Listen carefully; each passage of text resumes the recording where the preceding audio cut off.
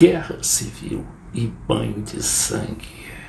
A força da palavra ainda consegue alterar o rumo das notícias neste mundo ultra complexo das redes sociais. Veja o que disse o Maduro ali, alertando a população para, no caso de a oposição vencer.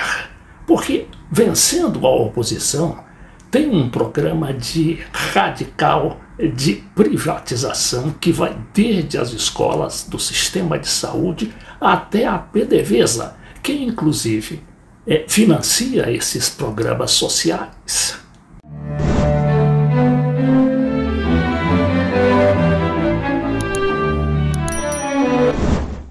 Vamos tentar entender o que está acontecendo.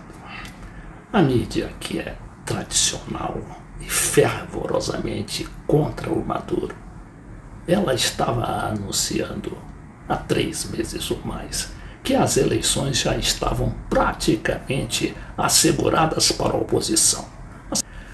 As pesquisas chegavam a dar 70% de votos favoráveis ao candidato da oposição, no caso um ilustre desconhecido, mas que estava ali, sendo alavancado pela vontade popular de mudanças. Só que isso não correspondia à realidade. Mas mesmo assim a mídia insistia, porque queria criar o que se chama de matriz midiática, para dizer que se esse resultado não se confirmasse nas urnas, era porque o Maduro tinha fraudado as eleições.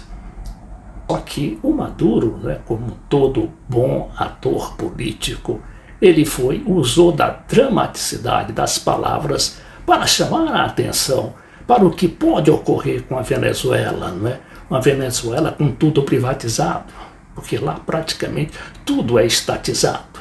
A PDVSA, que é a Petrobras dele, e que é a dona daquelas reservas de petróleo, as maiores do mundo, 508 bilhões de barris de petróleo.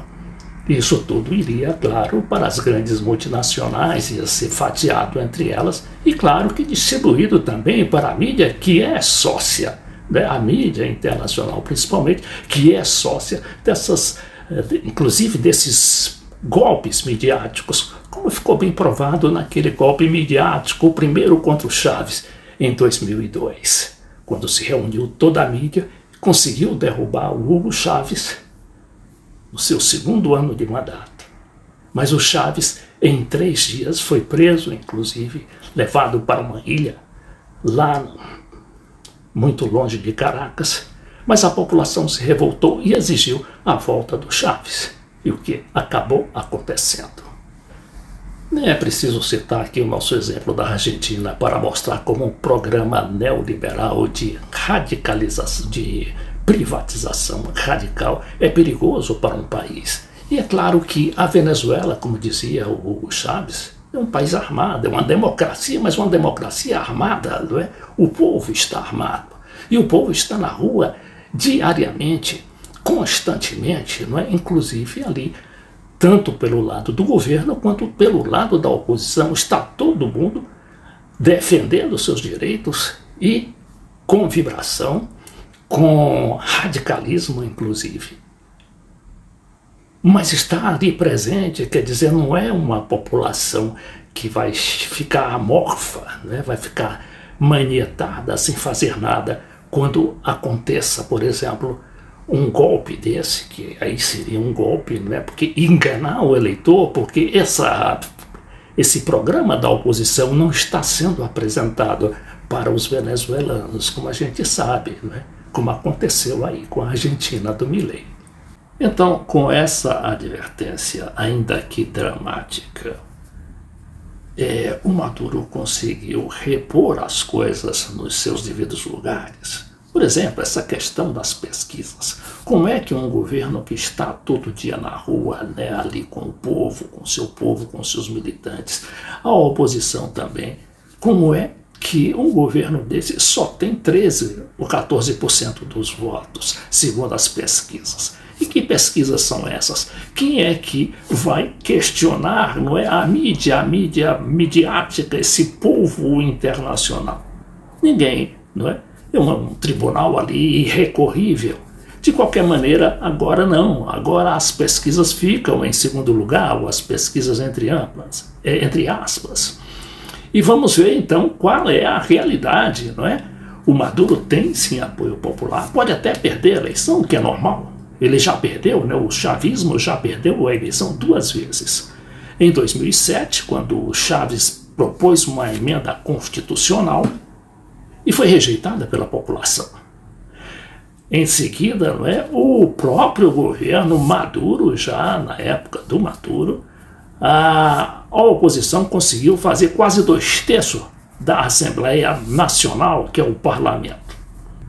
Mas agora o governo está mais atento, inclusive eleitoralmente, porque pode-se acusar a Venezuela de tudo, né, o chavismo de tudo, menos que tenha fraudado, né, as máquinas, porque ali a gente sabe que são máquinas que te proporcionam, inclusive, a prova do voto, te dá um recibo ali indicando, inclusive, como é que você votou. Então vai ser difícil, né, fraudar, fazer uma fraude.